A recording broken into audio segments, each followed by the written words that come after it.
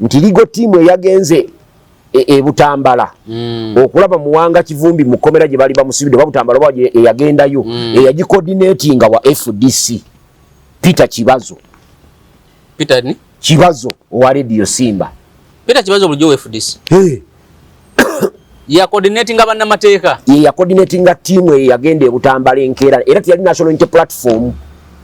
aba national unity platform kati bye byabwe bimala kubatuukako nga abantu babalangira buli kimu wabalabye lwe bagenze ekifaananyi wabirabye bagenze kumulambula bulambuzi tumulambuddeko ali bulungi agambye ali mugumu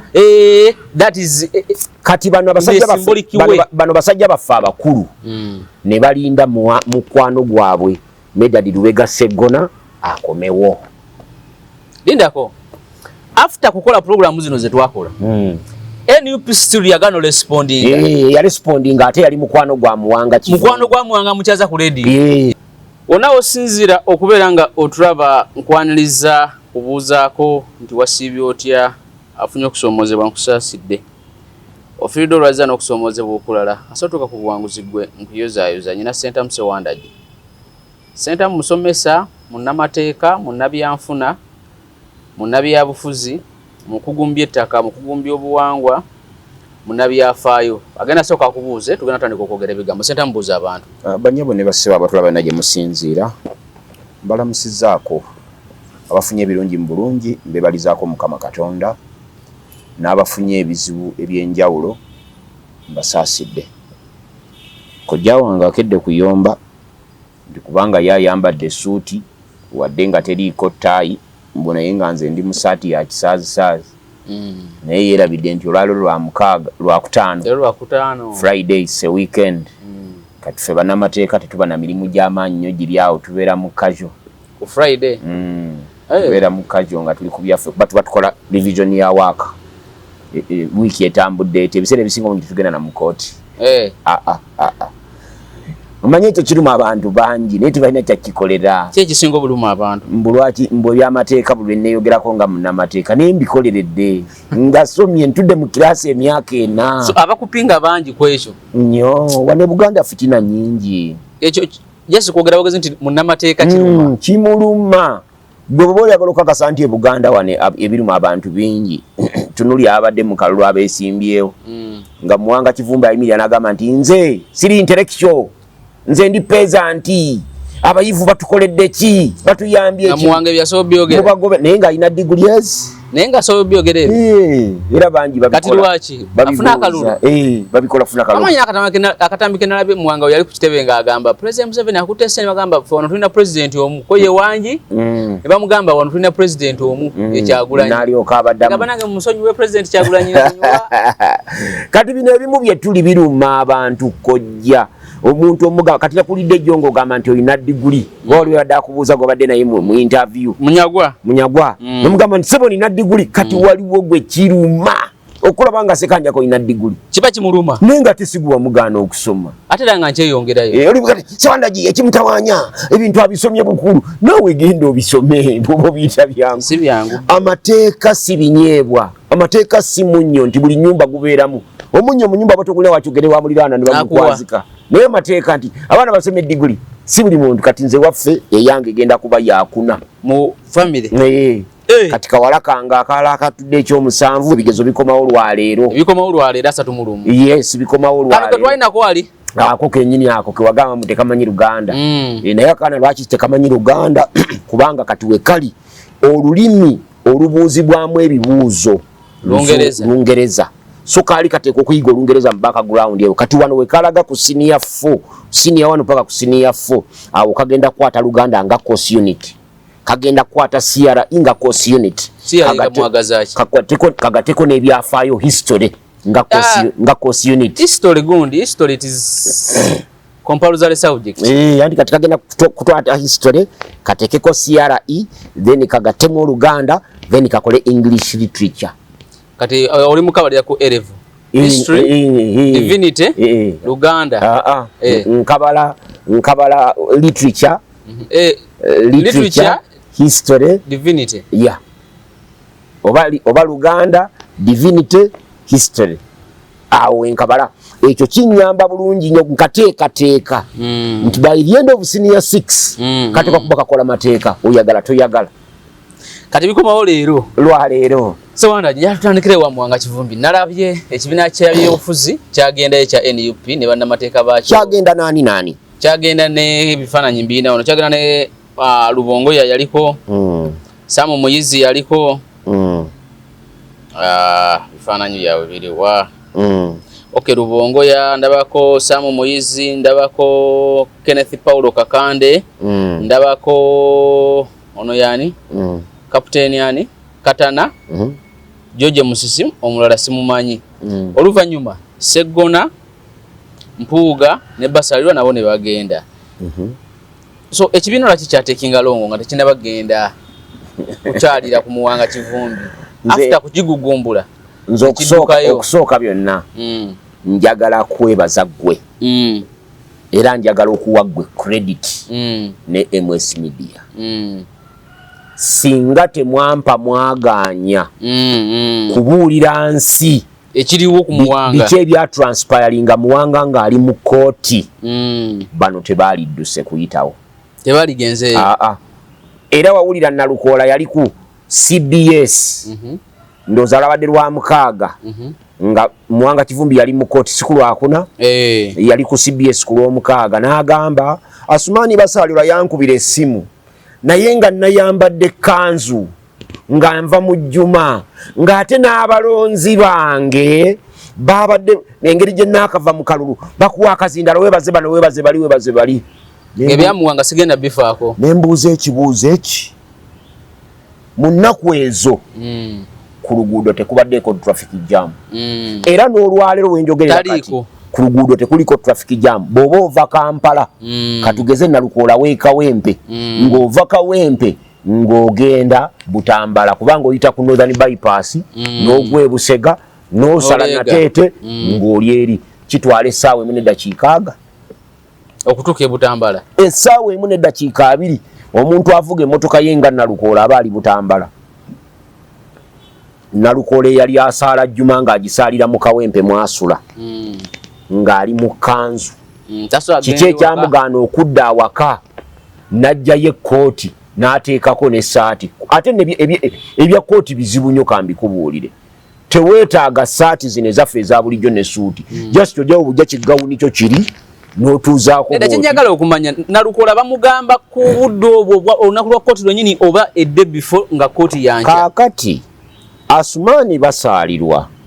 bwagenda okukozesa Muwanga Kivumbi statement ba Muwanga Kivumbi yali takola statement paka nga munnamateeka awaze ennaku zonna ze baamalanga Basalirwa ye munnamateeka wa Muwanga anti paka ennaku zonna ze baabakwata kati bano bannamateeka be nayogerako nga bonna tebalabika Asumani Basalirwa yajja bw'atuuka ku ekira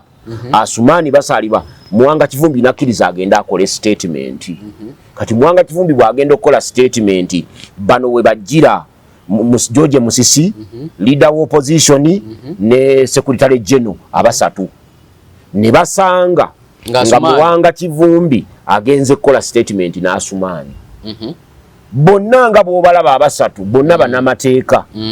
naye tebaafuayo budde kubanga tewaliwo yasobola bagobawo nga Muwanga Kivumbi akola statement kubanga era baalize nga bannamateeka be kubanga oba okola statement tolina limiti y'abannamateeka ekyo tebaakirabanga kikulu bo baalinya bulinya motoka zaabwe ne bakola ki bwe basanga nga Asumani akozesa Muwanga statement nti agenze kukola statement ne looya we nti ani nti Asumani Basalirwa bera yali abakubidde okubayita bo bagenda buki balinya bulinya ne bagenda kati Asumani Basalirwa bw'ava ku statement yali alowooza nti ajja kubasangawo nono kasaawa 10 ke kannumye ena maaso Asumani Basalirwa yali amanya ajja kubakola ki ajja kubasanga kubanga abalabye nga bazze kuba bamukubira ne bagamba yabakubira ne bagamba bajja kati agenda okuva mu statement okutuuka wano ng'ate tebakola ki tebaliiwo ng'ate tebaliiwo kwe kwata essimu ye n'akubira Nalukoola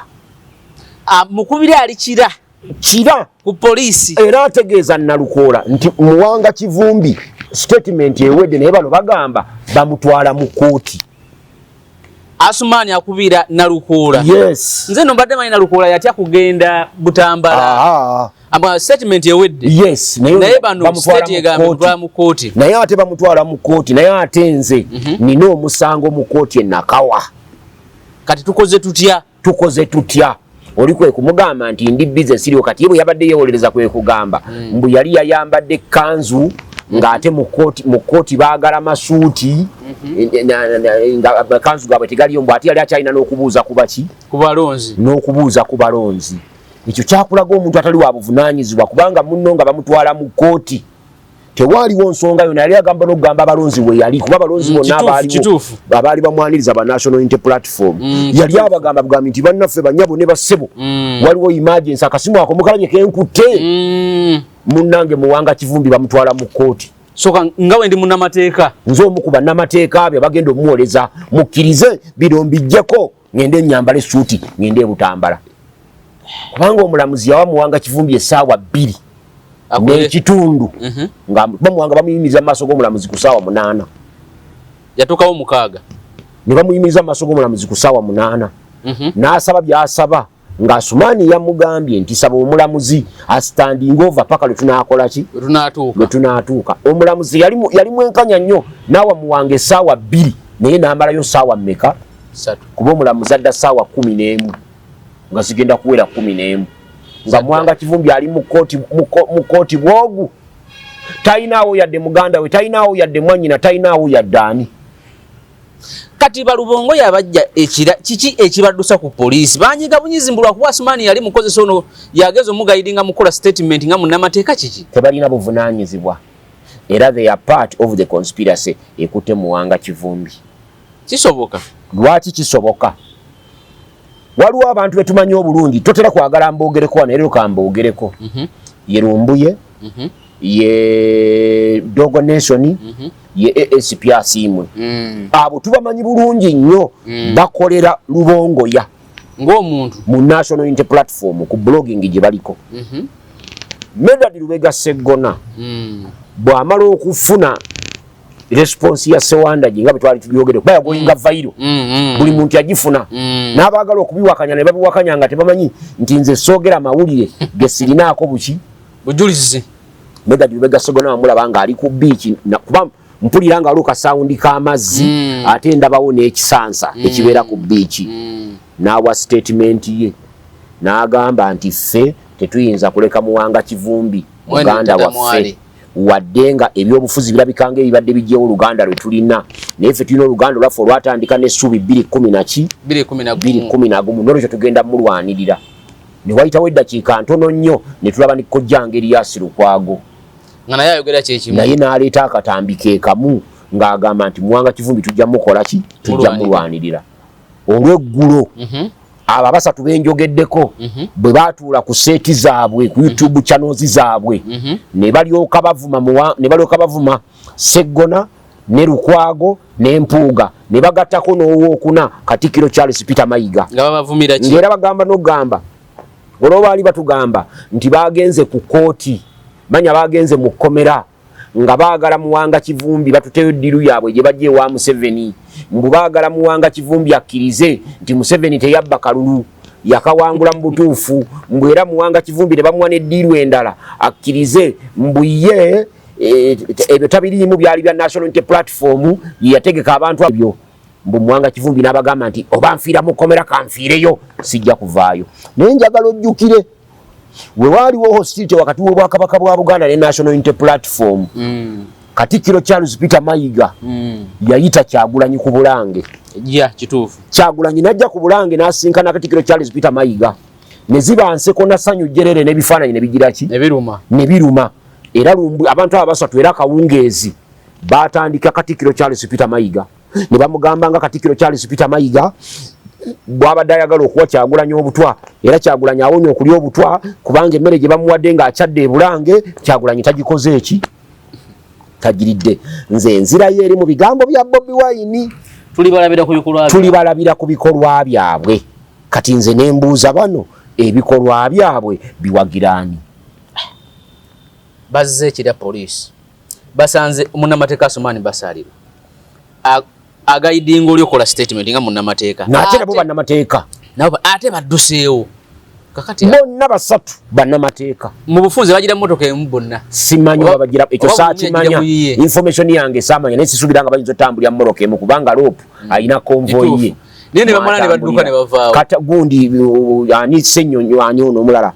Lubongoya nga sekutale jeno naye omusajja munene mugagga alina sente ze bwendi ne George Musina yaye n'emmotoka ye kati sisuubira nti bagira mu motoka emu okujjako nga balinawo bano ababiri bagende wa loop ne basisinkana loop ne bagira mu ya loop nga ne loop yali asobola okukwata emmotoka ze bwe yali badde yeetaaga luyimbazi nalukoola nafungua barabara kubanga alina akagomba alina fungua barabara nafungua barabara n'atwala nalukoola luddawa so muwanga n'agenda mu kkooti badda mu excuse ez'ekisiru naye nze njagala kwebaza nti oluvannyuma lw'okuba exposinga n'ebikolwa byabwe nga mpitano kwana kozesa channel 2 eno nekewaza oluvannyuma lw'okutuwa omukisa nituwa exposinga ne tulaga obuzibu bwabwe naki bareactinga era enkeera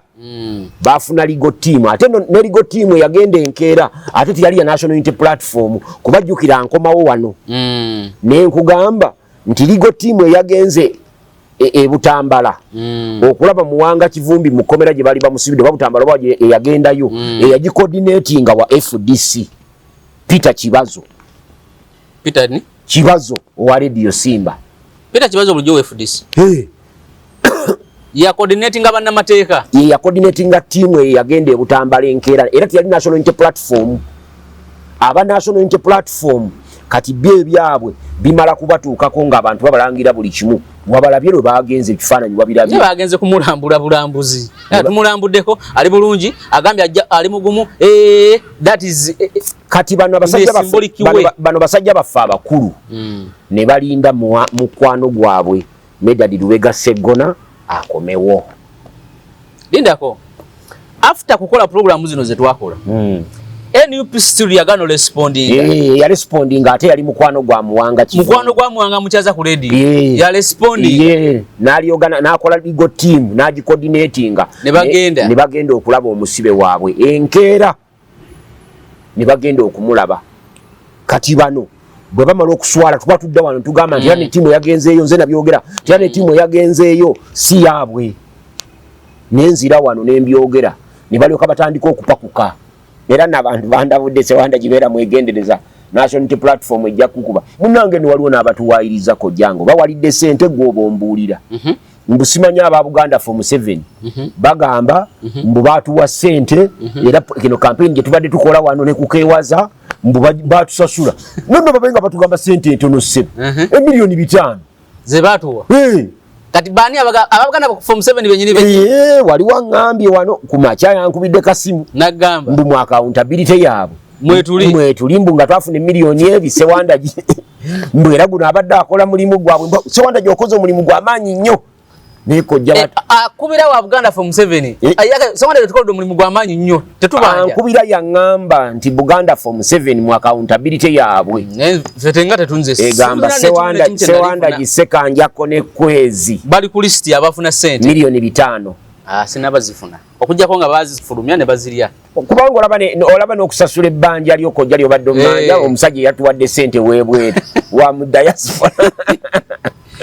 kwegamba kati ebyo bitunuulira nti tubyogera naye waliwo abantu abalala abatwerippako nti bafuna ffe tetulina gwe tukolera kojja nze siina ffe tulumirirwa ggwanga lyaffe siina wadde n'ebitaano nebaleta projekiti yaabwe ya protecting the gain tebantwala era ffe okugamba abantu nti bageza ne beetaba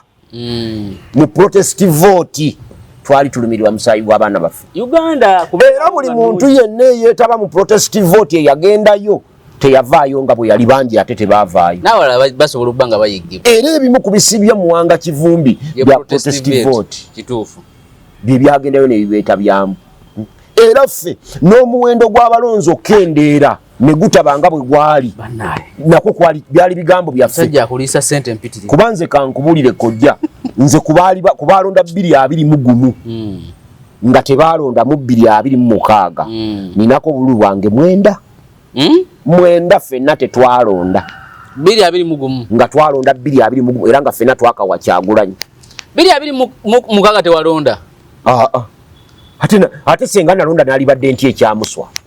wamma kituufu byonna bye nali wano nabijja kyamuswa nakuwa ensonga zange lwaki sigenda kulonda tewalina option nagenza okuwulira Imaamu Kasozi mwana watu nga balina endowooza ng'eyange nga bangi nga naye ensonga zennyini zenjogerako nga naye Imaamu Kasozi zaawa mukambwe yankubirako ne Simon nangamba nti amaanyi go gamuggwa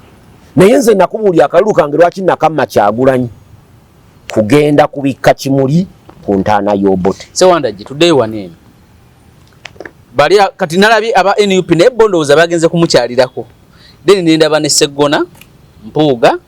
ne Asumani Basalirwa ndowooza yo tiimu y'omu kati Seggona luli yali ayina agenze kuwummula wolaba ng'akoze akatandike naye bw'alabanga ebintu bitabuse yabiwulira bino nga tubyogera ng'alaba waliwo agenti nniidi okuwummula kwe n'akusazaamu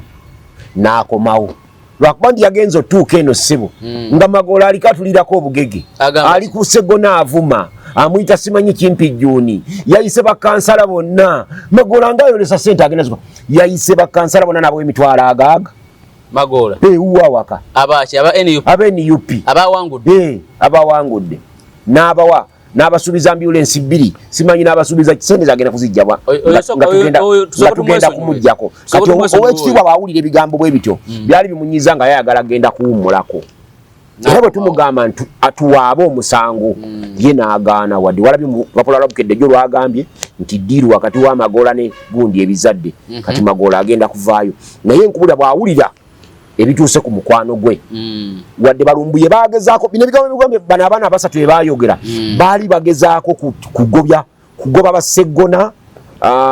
Medad gundi Lerias Lukwago n'Empuuga Mbiro waliwo n'ekisajja ekirala kibeereyo London bakiyita Lwetute Steven kyawandiisa nakyo ebigambo bingi nnyo mbu bano bazze kola opportunism baagala kubuukira etokota bazannyemu ebyobufuzi byabwe their political failures ne how can you name a person a political failure ng'amaze mu byobufuzi emyaka egiwera 20 oyinza okungamba nti Seggona political failure kwabo bonna abamuyita political failure ani alina we yali awangudde kawero wakyamani bwero suwanu kino kirwetu tekisobola nakukomawoka omugenzi Matiya Nsubuga birekeraawo yeegayirira olwette gwe uli ankugamba namwegayirira akomewo e Uganda lwetu tenaagana nga Uganda talinaawo kyakoze omanyi wabadde n'omusajja wano ani Lasta wange erinnya lye erinnya yani erinnya ndyerabira Lasta Baga n'agamba nti balina obulwadde bwaki nti batuuka eri balowooza byabwe byakola ki byaggwa babeera mu space kagundi ka wifi amazi kati balwetutte bano kati babeera eri nga balina biri byonna ne batunula eka nga babaaga be balekayo balina kye bakozeewo bano basalawo okulemerayo eri naye kati obuvunaanyizibwa bwe budda mu kigambo kya Kyagulanyi kiri muli balabira mu bikolwa byaki byabwe bano bonna abaana aboogera ku social media ennaku zino ng'ebigambo byabwe bigenderera kugoba n'amateeka bano abasatu mu musango gwa Muwanga Kivumbi baagala Muwanga Kivumbi ave mu kkomera oba baagala Muwanga Kivumbi asigaleyo bali abajja ne basanga ng'akola statement ne baddayo ne batamugoberera mu kkomera baagala aveyo baagala asigaleyo baalina obusobozi obulwana politikale Muwanga Kivumbi n'atateekebwako omusango gwa terrorism n'atateekebwako omusango gwa treason kubanga egyo emisango ebiri terrorism ne treason nga bw'owulidde Asumani Basalirwa ayogera nti nateekateeka client wange ne mugamba nti yeeteekereteekere okwebaka eruzira ebbanga eriwerako olw'emisango egimuteekeddwako emisango egyo ennyingo ya ssemateeka egamba ogwa treason n'ogwa terrorism okulowooza ku beiru okugirowoozaako buki obulowooza ennaku 18 oteekwa kubanga ozimaze ku limandi gy'emyezi emeka nga mukaaga okulowooza banabateeka abo batandike process ekusabira beiru kati obuzibu busobola okuva nti wakati wano nga yakamala ennaku 17 ate ne bamuzza mu kkooti ento ne mu komitinga mu kkooti enkulu sijja alina ofunira beiru anti kati bakomitinga bali bakomitinga ne batuuka mu kkooti ne bagamba nti we are ready to proceed olwa weetaaga emyezi emirala 8 okusobola okulowooza okuva mu kkomera kati Muwanga Kivumbi waali kati bwe kutaba kuwonga nnyo yeetaaga emyezi 14 ng'ali mu kkomera omwaka gumu n'emyezi 2 tulowooze ku byebbeera afuluma atya naye kati bano basajja bakulu abazze ababiri benjagala ennyo begattibwa ekolo oyo omulala njagala kumusaba busabirero nga ndi wano Council Luzige Joseph Ow'Emityana Ssentebe mulungi naye Luzige yawangudde bambi Luzige Joseph is one of the best and experienced lawyers betulina lwakuba abantu teboogera ku linnya lye kubanga ye wa NRM. Banamulaba mwate nga NRM bimuzaalira ebizibu. Bwe tuba mu kooti tetuba bannabyabufuzi. So Luzige mulungi naye. Allah Joseph Luzige nze nkugambye mu internship gye naliko empigi emyezi egi baloya abajja ne bakola submissions zaabwe buli muntu omulamuzi nakkiriza nti nanye omutwe baali basatu Luzige John Kawanga ate noyo John Kawanga teyajjanga looya yajja kuwa bujulizi mu musango ne Medad Lubega Sseggona naye emisango gyonna gye bawaamu obujulizi bwabwe oba gye bawaamu submissions gyabwe olwatuulanga wansi omulamuzi ng'agigoberawo. Luzige ayimirira n'akola opening statement oba remarks biki ebyo bwe mubiyita buli omu n'agamba nti experience. Abo basajja benjogerako amaze emyaka emitono ng'awoza 25. So Luzige naye yeetaaga ku tiimu eno. Kwene tiimu lwaki tiimu eno Luzige tumwetaagako ku tiimu eno bwe tuba bakulwanirira Muwanga Kivumbi aveeyo politically because ye NRM aina wasolonyera ku mapensa twetaaga political experience ye ne legal experience okusobola okutuyambako wano Muwanga afulume. Kati bano Medad Lubega Sseggona ne basaalirwa abate balina PR eri yabayamba mu bufunze balina amawulire balina PR eyabayamba okunoonya Kyagulanyi n'okumujja eggulu eyo gye baali bamusibidde lwe baali bamukutte. Kati tiimu eno gyaba ugitunuulire Sseggona Lukwago Luzige Asumani basaalirwa teekako n'empuuga nga bwe wabalabye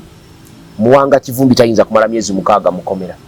nga tiimu eyeggumidde bulungi ng'era bano abayaaye bano abakolera Lubongoya nga bavudde mu bintu bino ebya blogging ne bakola ebyabwe nga eimu yakufulumya Muwanga waali kati Muwanga Kivumbi waali olwaleero amateeka gokka tegasobola kumujja mu nkomera hapana. Tulina okugatta amateeka n'ebyobufuzi Muwanga waali kati amateeka n'ebyobufuzi oli agabi nanti Besigye ye baloyazi be talina bakugu nga baagana baloya ba Besigye bazanye buli ekiteeko okukolebwa kyeze Besigye okuva mu ki epeesa ly'ebyobufuzi ayina okulinyiga okusembayo ye Kizza Besigye yennyini yagaana okutuula ne jjajja yagamba oba banzita situula naye so nga baloya mu bateekateeka abalungi naye era mulina n'okulowooza kadinisa k'ebyobufuzi we tuli wano ebintu ebisinga obungi oba obutabanguko obubaawo mu byobufuzi n'abantu abakwatibwa mu prosesi y'ebyokulonda n'ebifaanana bitya babateera mu nsonga za byabufuzi okukuta. Yusufu Nsibambi oyo naye munnamateeka si wadde yatunyeegera luli munnamateeka munnamateeka yagasomesa ne Makerere ate bano bonna Basseggona yabasomesaako Balukwago profesa kati naye Yusufu Nsibambi oyo mu 2021 bakwata abantu bangi mu kulonda naye teriyo mwana wa Nsibambi n'ogwo yamala myezi 2 mu kkomera yalwana ne bafuluma era ababi bonna babata naye genda Yeruzira olaba National Unity Platform be bakwata mu kiseera ekyo nakati wakyali Yeruzira bamachete gye bali Bobi Wine bagenda yabagamba nti mugume mbu yabagamba luli 2027 ekintu akikwata 2026 kati kuno yalazeewa kati ate tanakikwata ate bamachete bakyaliyo ate luli babadde batuzanya nga batulaga nti ali wana ali kubijja kati ate jjo ne baleta AI yennyini yabaddewa mbunga ayimiridde ku kifaananyi kya poliisi e Busia naye nga bw'otunula bw'oti omwana yangambye nti kojja jangu olaba akafaananyi kano ayina app gye yakataddemu olwakataddemu simanyi bagiyita separator ne kateekawo ekinankani bwe kiti nga kino ekyakyagulanyi bakireese buleesi ne bakituuza awali ekifaananyi kya poliisi gwomanyi ebya editing naye ndowooza oyo tumwesonyiwe azanya mizannyo ze naye kyengezako gamba ekikulu kya Muwanga kati abasajja bano abakulu ababiri bwe batudde era gambye oli n'asazaamu ne holiday ye n'akomawo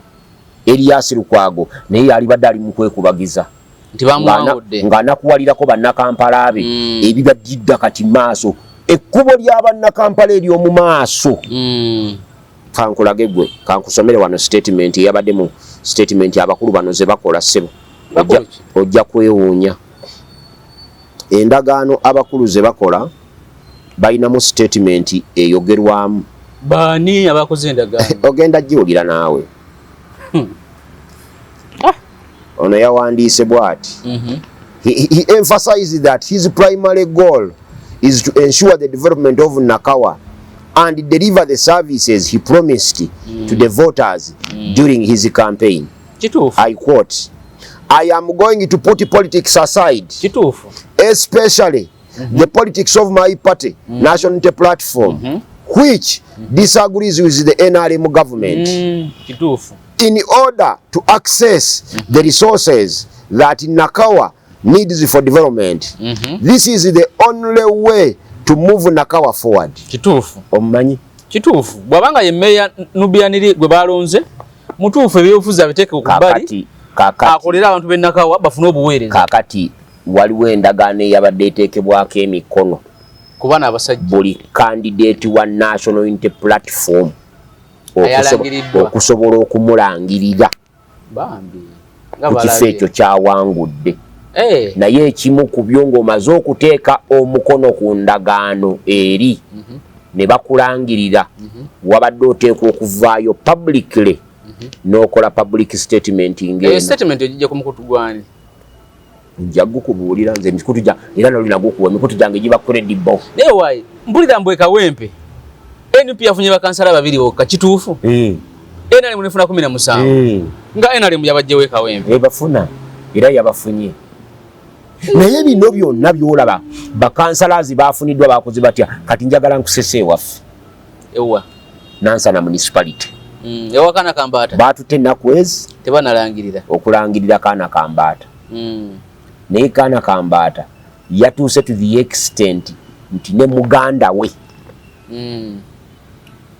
yamuwaddeyo. Muganda we yani n'agamba nti abadde ajja nakuntabanya nga ayagala bwa sipiika.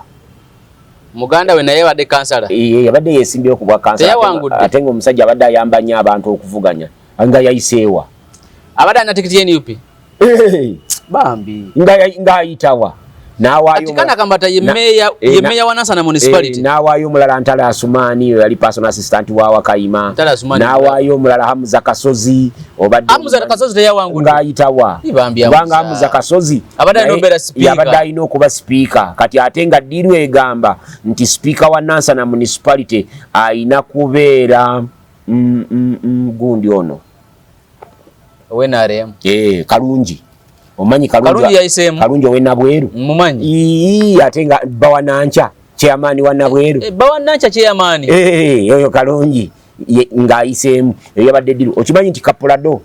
Kaana Kambata kabadde avuga mu campaign ka RDC owekyo badde tokimanyi? Naye nawulidde mbu RDC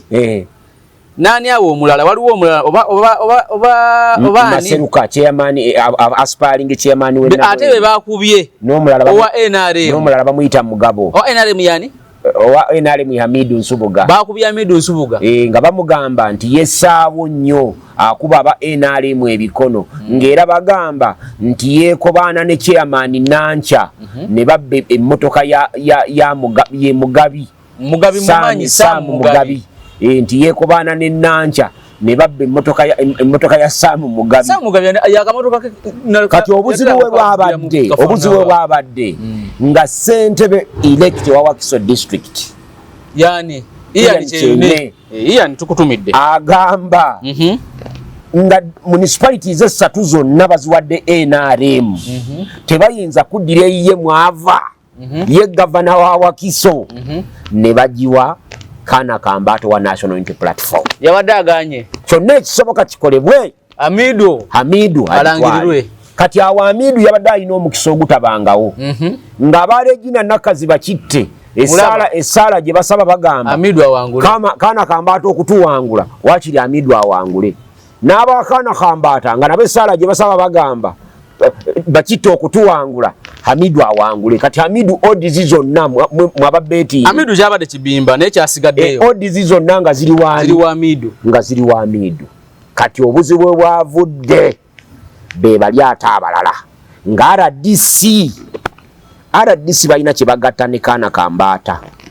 ekitali wammwe e Buganda mukwano gwe wammwe e Buganda Matia Sekanjako yalwanyisa Sentamu nti agwe bali bo oli bwaba wa NRM ngono wa National Unity Platform agamba bugambe guno mwana witu era RDC n'amaanyi ge gonna bangambye yagataddewo n'ateekawo kubanga tugenda okukizuula nga ne Kapuladono ke yali avuga ka RDC yakamuwa we mwakizudde kati nga RDC ataddewo omubiri mu kuteekawo omubiri ne yeegattibwako aspiring mayor owa Nabweru Maseruka ne yeegattako oyo gundi gwe nkugambye Mugabi Saamu yese ayagala obwa meya wano be bagenda olonda nnya kati ne balyoka bazannya omuzannyo gwabwe bulungi nnyo ne Kaana Kambata yabadde okukakkana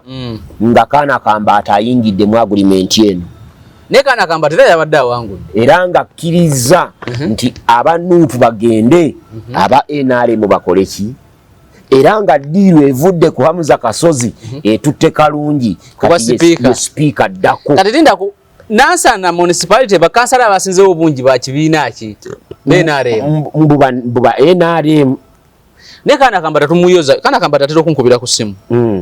tumuyoza agwe gwomuyoza nze nganze bwe nagendanga mu office yo kumukolako interview nze nganze namugamba nja kumulwanyisa paka ku ddakiika esembayo ate kati wasobodo mulwanyisa omuliro yingidde era ne bwali baawangudde I will never recognize him as my mayor ebyo bibyo ye mayor wa Nansana municipality omulonde kojja nange ebyo mbikukkiriza era mbikulekedde nze bino byange era bwe wali baawe ensonga yonna entwala mu office ya mayor wa Nansana municipality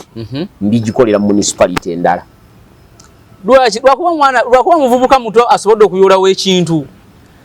omanya batwatukwatibwako ennugu wakulaba nga oli muto ku ye naye ate gwe ng'olina ekyamaanyi okusinga ku ye tukola analysis ku ebyo era ojja kumpita wano wiiki ejja nga sinaddayo kusoma nkukolera analysis ku ebyo ebyavudde mu kulonda kuno bangi kati kuba National Unity Platform bavuddeyo ne batandika n'okukola gundi live shows zaabwe nga beewaana nti Buganda question bagisolovinze completely once and for all. Buganda is no longer a factor in the elections of this country. NUP nga bagamba yes era omuvubuka mulabe olwaleero ng'alina ku seeti kwatudde nga kyayogera fe analysis yaffe gye tunuddemu okuva ku muzungu Cohen eyajja wano n'atujja mu protectorate eyatujja mu colony mu protectorate n'atussa mu colonial office ekigendererwa kyabwe kyonna kye babadde balwana kujja Buganda mu byobufuzi bya Uganda. Abakulembeze bonna okutuuka ku Museveni tewabaddewo omukulembeze ajja mu bukulembeze wano ng'ekya Buganda akisudde ebbali. Museveni n'ajja mu 1986 n'atandika olubimbi olwo n'agamba nti nja kululima nja dduggusa ng'anenyobote nti eyakola ensobi okulwanyisa Buganda n'eryanyira emmundu Buganda esobola bulungi nnyo okuvaawo ng'okozesa Abaganda bennyini ng'okozesayo yennyini kati nenzijukira nti Museveni yasomerako e Russia. Yasomerayo e Russia? Mu bino eby'eminankani bino ebyo ekyali Soviet Union ebyo eby'ekinankani ebyo nenzijukira omusajja omu yali ansomesa etusomesa mu bino eby'obwambega ng'atubuulira bw'osobola okuresistinga ebikeme biki n'agamba nti omuntu asobola okukuteeka awantu naye najja mu mpolampola n'asinkingawo omuguwa n'agusuulawo gwe kennyini n'ogukwata ne weetuga nga si yakutuze ng'embeera gy'akuyisizaamu yokka bweti yogamba nti waakiri kanfenveewo ne wetta wekka kati Museveni embeera eyo gy'ayisizaamu Buganda myaka ginaaga kati Buganda yeetuga yokka era olina abana hape nnyo nti kubanga bakubye buli eyeeyita omuvubuka anyumiza n'ogamba mbubaddidde empuuga ne bamukasuka efuuti emitwalo 2 mu bbanga n'akomawo n'agwa ku ttaka Sebusiru Bwanjoka zitta nnyinizo nga zeerabidde nti mu lubuto muzikola ki mu lubuto lwe mwezisula kati agenda eno gy'otunuulira njagala okwata lisiti y'ababaka abayiseewo aba Buganda Caucus wagisomyeko senaba aba Buganda Caucus nja gikompayiringira wano nkuweeko abantu nga 10 baabo Desire Muhoozi Kiboga nga abiri kuba baka kati 10 Buganda Caucus waliwo bali direct va kubana abekweka nti nze Kiyimba nga ye munva neza va kubana abekweka nti nze Serunkuuma naye nga mulala abali direct kuba baka 10 bawera 10 aga ana bawera 10 ameka ana kati waliwo abali direct basewungu ngabo bajja buzine bafuna amanya ne bageetuma wano ne bakola bye bakola abo basuka 10 aga kati Buganda Caucus erimu abantu bosobola okugamba nti ensonga ya Buganda bayiwo omubiri abatawera 10 aga ba ala ni bafulumye kati Buganda Caucus nga bamaze ogisula bwetu bana abantu ne beewaana so yensonga laki nkugamba nti bino ebyombi bitwa nti balibo tebafaana naffe ye mukyala Mbabazi alina ekimugata ne gumuyita Serunkuuma ensonga laki amulwandirira alangirirwe tula butunuzi ku matuge gokka bwegati tegafaana n'obwo obubwo naye Serunkuuma ndowooza gwe ng'omuntu tewamusiima kusiimi naye okazi ogambye mukwano gwo si mukwano gwange natera okunkubira ku simu ne tunyumyamu kati bameka bakubira ku masimu nga si mikwano gye bayitirivu mbaayo 2 bangi menyako 2 sijja boogera abalala naye bangi kati embeera eyo bwe tugitunuuliranga bwe tutwala nga tuddayo ku mulamwa gwaffe guli nti abantu ekigendererwa kyabwe kyabadde kyakkuba Buganda ne bagijja ku maapu bagikubye that's why abo bonna ababadde bamatalinga mu nsonga za Buganda abasobola okuyimirira nga Buganda bagitwala ne bayimirira nga bwalaba Peter Clever Mutuluza bwayimirira nga bwalaba omuwala ono yali mbaka wa parliament naye omukazi naye yavaayo n'ataddayo erinnya Ndirabide nenja dijjukira n'abandi kuwulidde yaliwo Masaka eyo ng'ayimirirawo nti bonna kati bakyaliwo so kitegeeza nti Buganda has gone to the dogs kubanga n'abaliyimiriddewo okutulwanira omwana badde akola analysis nga mu Kampala ku babaka ba parliament 10 bali 10 ate district woman MP kubanga tulina constituency tulina divisions 5 buli division erina ababaka babiri n'owa district be babaka 11 ne Kampala Central erina omubaka omu omwana agenza okukola analysis ye kwa ababaka 10 Kampala Central wa main omu kwa ababaka 10 abaliwo nga opposition erina omubaka ogwo omuganda owa opposition nani awo woman MP Shamim Malende mbuyo opposition yekka Arnes leo mbambo bwe mulowooza bwe badde balowooza ayina ebyawukana ne bali ayinako ebyawukana ne bali ndoza obulwadde buno bwamutuukako n'ebirala ebyo lwaki ye yafuna obulwadde abasigadde bonna babali baana beeno ne babazaala bali baana beeno babulola we yagamba nti bamugamba yokolwana naye Uganda sayamalo kitegeera baana beeno kati nga nange bwe ninaawo nina abaana bange 2 naye ng'eri baayo naye nga nze mmanyi bange eri mu maka kati ogenda kikola otya Katonda yakimanyi n'abaana bamanyira tusinkana ne tunyumyamu kati noli naye taata naye amanyi baana be naye baana bamanyi nti ffe tuli baana ba Sewandagi naye abakazi kiki era basisinkana ne tunyumyamu ne tunywa ne kacaayi obw'olumu tetufuna ng'ebya Angela na Mirembe twabakolako DNA kati maama agamba oli nti oyo mwana si wuwo embeera gye twabafunamu tetwagala kubataataaganya bwe baba bakyalina emirembe nga basobola okubeera bwe bali naye bayinza okubeera nga bwalaba Mikhail Gorbachev bwe yagenda n'akulira mu America Russia mu Soviet Union n'afuuka ne president waayo naye n'ekigendererwa ekyokugikola ki ekyokugimenya ate kati ondisizza kati gye tulaga kyalina okusoomozebwa kw'amaanyi awo gye tulaga tulina bye tuteekwa okutunuulira kojja wange tulina ebintu biri bye twayogerako wano naawe nga bye bikulu ennyo mu paalamenti ya 2026 2031 transition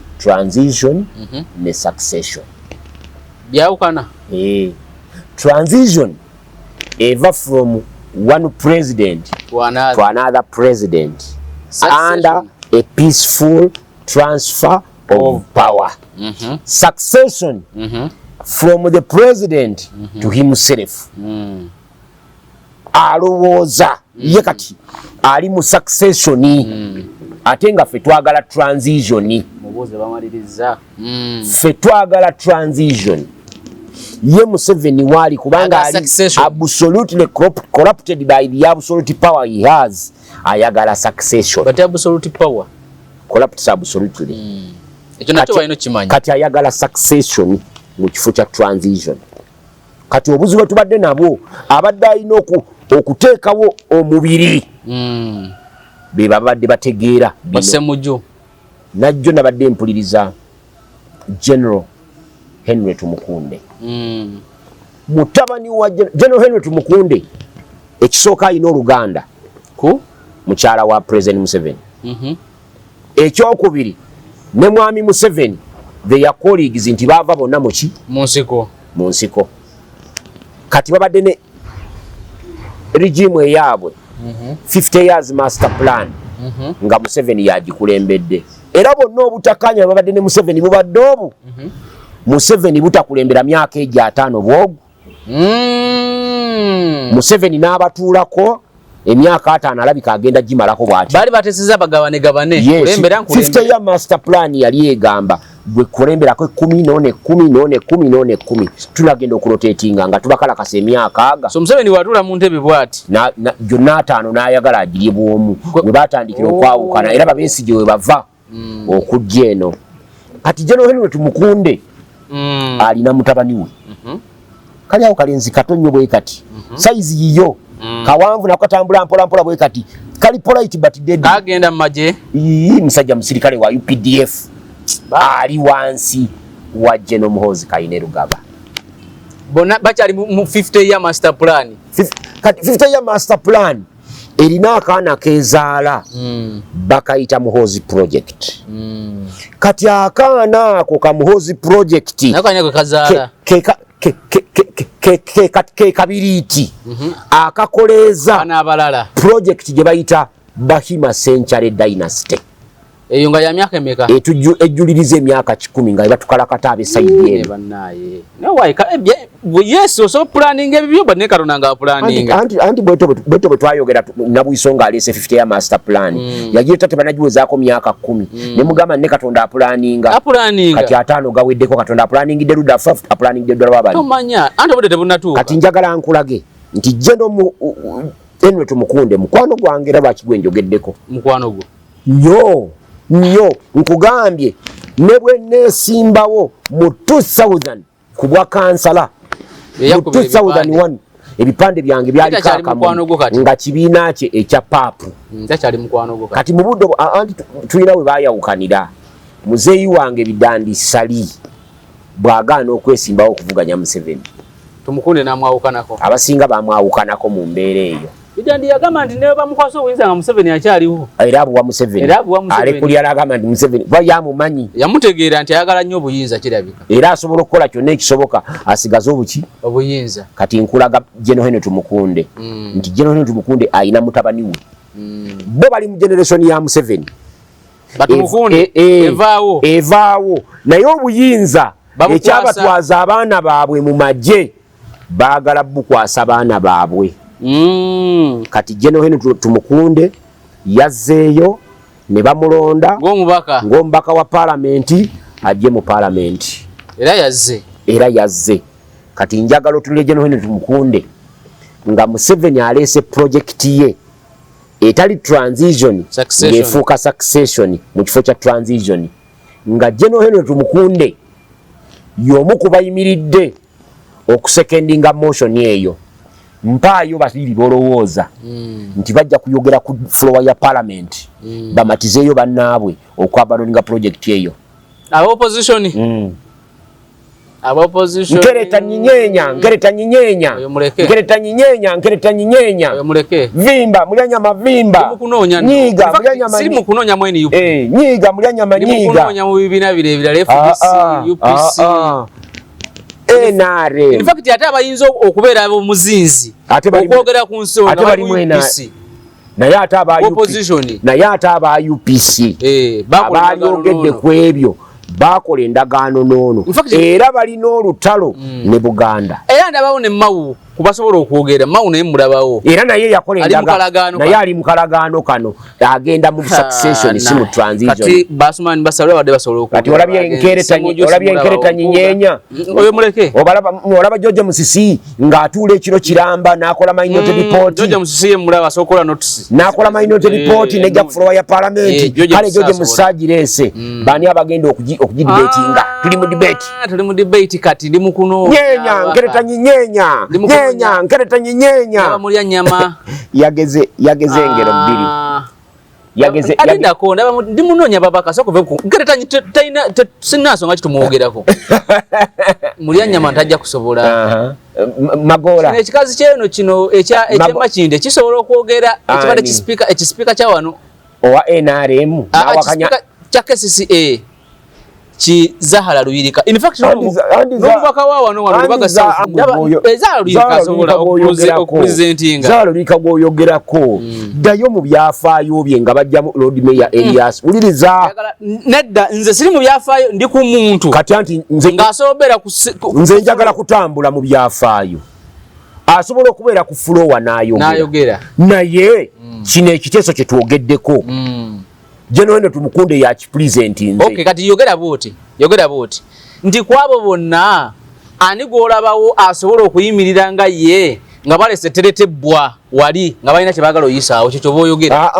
kati bano wenjogerako eno parliament yenjogerako eno kati Museveni gye yafunye teyetaaga na sente teyetaaga nga basajja bakusa eno tiya sente esente Museveni yazisaasaanyiriza wali ekyo kyawedde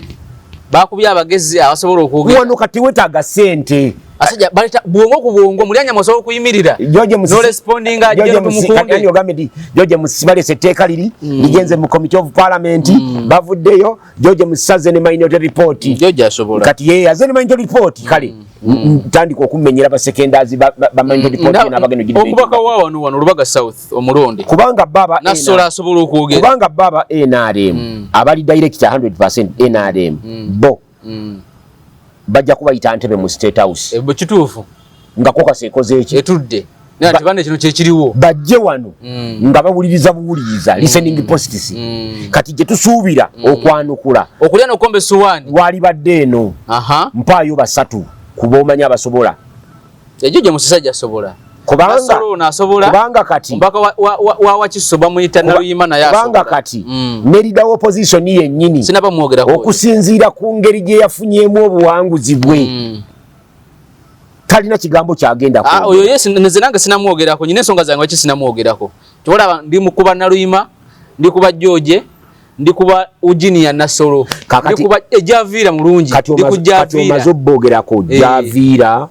awumuddemu Makerere emyaka 5 talishuwa oba banamuzza mu kalulu bwe baba tebamuzizza tuli ku muntu uliriza bwe baba tebamuzizza nzirayo nti Makerere ate anafiira Makerere emyaka gyejo naawe bino byonna bibale Museveni ekimutuufuziza emyaka aga atuula ku dowing n'abala ebintu eby'omu maaso myaka 10 era kati Museveni alowooza ku 231 bw'anaaba omulamu akawangula atya bw'anaaba afudde muhoozi atuula watya ate netabanguka Museveni kati kyaliko ffe tukyali mu Mwanga Kivumbi ave mu kkomera bano basegona temujja kuwolereza Mwanga Kivumbi muli bannakigwanyizi temujja ku muntu waffe twegamba ebintu bifuuse ebizibu ennyo edda omusajja agambanga nti abasezi bakaanira omufu waabwe nga sikimanyi omanyi sewanda kye mutukoze ekibi mwaba opposition eriko kati essaawa zino ndi mukutunula ani asobola babaka kyabasobola okwogera ku floor ya parliament mpamante kati NUP ina abakana munana wamanta y'omu kali nga tuna bano kugenda kubasobola kwogera mbadde ndaba debate ebadde ekubirizibwa nga Ssenyonya ayogera ku situation nga bweriwo bali omunsi najja ne Ssemujjunganda najja nga Tayebwa yakubiriza kakati Tayebwa nga afuuse sipiika ate agenda ba deputy wabadde okulya n'okomba essuwaani naye okusinziira ku sosi zange Nobert Mao mu kya deputy avuddemu Nobert Mao agenda kusigala ku bwa minister kubanga Tayebwa kyembadde manyi nti Tayebwa yagenda ku sipiika Nobert Mao ajje ku deputy kigenda sigala nga bwe kiri okusinziira ku kigenda sigala nga bwe kiri saagala kutunula ku sipiika kubanga naye wabadde okusikangana ebitogi saagala kutunula ku sipiika kubanga that one is a done deal jangu kuba deputy speaker Tayebwa waliwo yali avuganya waliwo abasajja abaamuvuganya ddala ne tukkiriza nti bamuvuganyizza kati mpaayo babiri era bajja vamu NRM mpozi wakati abaka abalala benda bawo ate naye si opposition Kalimu Masaba wa independent naye nga ate alininga ku NRM alininga mu opposition CNUP CDP naye ebintu bye ali straight anti alinga Sewandagi Sewandagi akubuza ekibiina kyalimu Busoge wali mbaka parliament tuina Mwiru Paulo Mwiru naye asoba omulungi leka naawe Busoga teriyo mubaka wa parliament ya dogu omanyi lwaki teri ne batuwa bwe bamaze okuwangula baba Samonize bonna olwamaze okuwangula bubagendede mu sapato kituufu nabo babadde mu sapatu nga tebambadde nakwambala kubanga kyabadde agent omuntu yagenda nga ali mu nigina kati agambo yabageme mwangwe wano mbagala bwano kakati bwe babanga tebanabana kulayira nga baba Samonize we batyo ne badduka emisinde bwe batyo era olina omulala gubolowoozaako bendo lya Buganda y'omufu Kasanda waliyo omubaka omulungi bamuyita Nsamba Oshabe ye yakomyewo Patrick Nsamba Oshabe si mubi engeri gye yakomyewo kyagijjukira oba ogyerabidde ebyo tusobola tubiteeke mu mabbali tuli ku muntu asoteesa kojja bw'oba ogenda okulya ennyama eno mu busiraamu engeri gye yasaliddwamu kikulu nnyo wonna naye mutukoze bubi nnyo kuba ndi mukutunula ani anaayanukula kojja leka agamba nti ffe tubakoze bubi nze Ssentamu Mukasa Sewandagi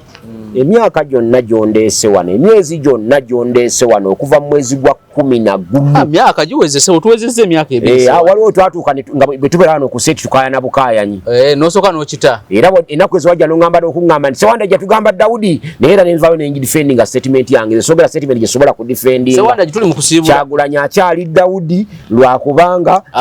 yalinye mu kateebe ekyuma ne kimukuba okugulu naye basobola omuyunga anti mukadde kisogasoga bwe kimenyeka tekiyunga omanyi mwe ennaku zo mwine ebintu engeri bigandawaza n'omuntu w'emyaka 5 obadde oli mu kwogera ku ngero za Nkeretanyi yabadde agerera ani engero yagera engero 2 n'agamba nti mwe mwagambanga nti emiti emito gyegigumiza ekibira ate era ne mmala ne mugamba nti ekiti ekitava ku ssengejjero kifuuka wankindo bwe mpuliriza akatambi ako nkatunuulidde ne ŋŋamba nti abantu bano tewaaliwo muntu mukulu amanyi Luganda kusobola kuyigiriza mwana ono Oluganda lwaganye olwo kankuwa engero 2 ate g'ogumu taliira abikka ebibiri tabojjerera kitegeeza ki ate g'ogumu taliira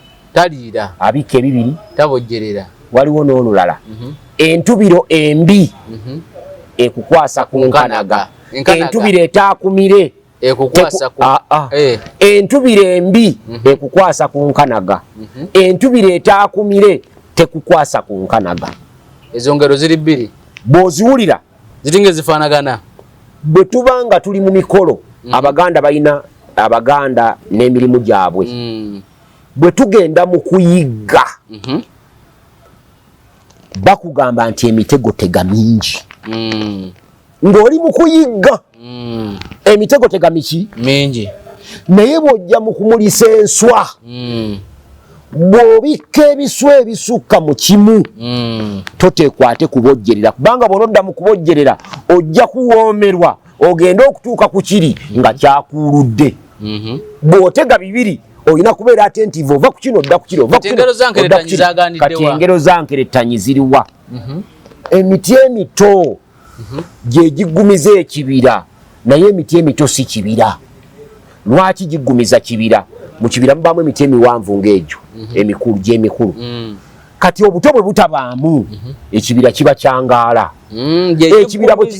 okubanga kiggumidde kubanga gy'emikulu bwe gikula giwanvuwa wansi ne girekayo space. Kati obuti obuto buteekamu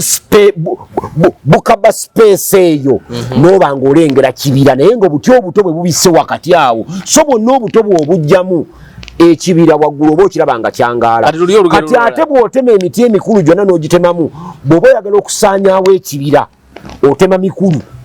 bwe gigwa wansi kuba kati obuto buno obulaba bw'okuma omuliro mu kibira bo bwokka bujja ne buggwamu emikulu ne gisigalayo waggulu egisuula ensigo endala ekibira ne kiddamu ne kikola ki. Kati bw'oba oyagala kusaanyaawo ekibira otemamu emiti emikulu gyonna ne gigwa ku ttaka n'okoleeza lumu kyonna ekibira ne kisirikka. Kati olugero olwokubiri lwabadde lugamba nti ekiti ekitava ku ssengejjero kifuuka wankindo. Lwaki kifuuka wankindo? Bwe tugenda okusengejja omubisi oba omwenge waliwo lye bayita essengejjero ozimba ekitaali liriwo oti kati kuli. Kati ekiti ekyo bw'okiteekayo nga kwokituuzizza kuli ng'okituuzizza kuli ono bw'aba alinnya ng'asengejja kimwanguyira mangu nnyo kikoona ne kigwa wansi. Bwe kigwa wansi kyatika. Omuganda ekita bwe kyatika takisuula akitunga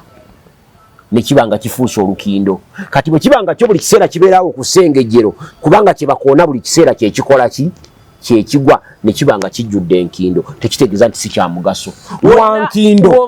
Wankindo kyekimu ku bita ebisinga okuba eby'omugaso ku ssengejjero. Wonna wabadde osinzira okubeera nga otulaba olunaku lwonna bagamba baveeyo omuntu omu atuweeyo mitwalo egiba 5 buli mwezi tukolenga pulogulaamu efa ku Luganda nga tunyonyola ku lino enjogera y'Oluganda empandiika yaalwo eri entubiro kuba nalombadde ndugeze nga ndulese mu bbanga. Bw'oli entubiro mu kibira eyo waliyo enkanaga kati kamaggwanyo kalinganga kati bw'olaba agamagwa ge bateeka ku fensi ago babudi kamaggwanyo g'amalobo gafumitanya ate gasiiwa. Kati mu kibira entubiro mu kibira wabayo obuteebe bwabangayo obuteebe nga kantu kabootabota bwe kati naye nga bw'okalinnyamu osobola okukola ki okugwayo. Naye bw'oba olinnyeemu nga si kateebe ng'akati akalinaanyaawo nkanaga n'omala okakasa nti kano tekajja kutwala si kateebe tojja kubbira kuba kakateebe wakalinnyangamu nga kakumira. Kati bw'omala okakasa nti entubiro tejja kukumira tewali nsonga lwaki okwata ku nkanaga weerwanako n'ova muki mu ntubiro. Naye bw'olabanga mu mbeera zonna entubiro eteekwa kukumira nga bw'olabi kati eno entubiro gye twayingiddemu Bamedadi Lubega Ssego n'abampuuga Abedi Bwanika baki abo twali tulina kubeesonyiwa nitukwata mukwasiku ne tubalabanga kati akenkanaga ne tubeekwatako olwekwata waakiri amagwa gakufumite naye ng'entubiro tekoze eki tekumize. Banyabo ne basse batwagala ennyo. Essimu yange eri 0702 43 88 52. Njagala kwebaza mukwano gwange ali mu Amerika eyatuweereza ku ssente eza school fees. Yaweereza nga njagala kiddamu yampeereza emitwalo 10 n'ekitundu ziyambe ku baana abagenda okusoma. Yampeereza emitwalo 10 n'ekitundu era mbadde ndi awo okusaba 11 ku makya akameseji ne katuuka. Mukwano gwaffe oyo ali mu Amerika muwuliriza nnyo wa MS Media ne keewaza kati atuweereza okutuyambako ekyo. Ate nanga ni mwami Sewanda gitoyogera ku linnya lyange ne bw'otamwogerako nyina omulala ava Australia ndowooza Australia anytime atuuka wano yaŋŋambye agenda kujja alabe kyakola. Kati abo be twagala abantu b'omutima omulungi ffe tetulina gwe tuzi wano ne tusaba nti mutuwe ku ssente ziyamba ku baana tetukukaka kutuwa ssente. Twagala wa mutima mulungi abakola ki essimu eyo 0702 43 88 52 amannya ereeta Mukasa Sewandagi sentamu n'eryawula naye nga Mukasa ma nessa ziri capital kigambo kimu naye n'abalina emirimu gy'ettaka ssebo kojja nkyagikola bakube ku ssimu y'emu naye essimu eyo basookako ki ow'ettaka n'ow'ebyobuwangwa okujjako abasigadde omuntu omu oba ali bweru baliwa atuwe emitwalo 5 buli mwezi buli wiiki tukolenga pulogulaamu emu naye nga tuli ku lulimi Luganda because tulina engero ze tugera tulina enjogera gye twogera nga byonna bifu n'empandiika nga nfu. Twakola program ojjukira luli nga abaana omusajja bayina biki program nenyumira abantu. Era waliwo ne mukwano gwange yampereza akameseji awo nangamba nti ate naawe nakuwulidde ng'ebigambo byoyogera ate byebiri bye tugoba. Era waliwo n'omulala ndowooza w'Ebungereza yateekako komenti yaŋŋamba alina ebigambo ebigunjiddwawo mu Buganda nga biringa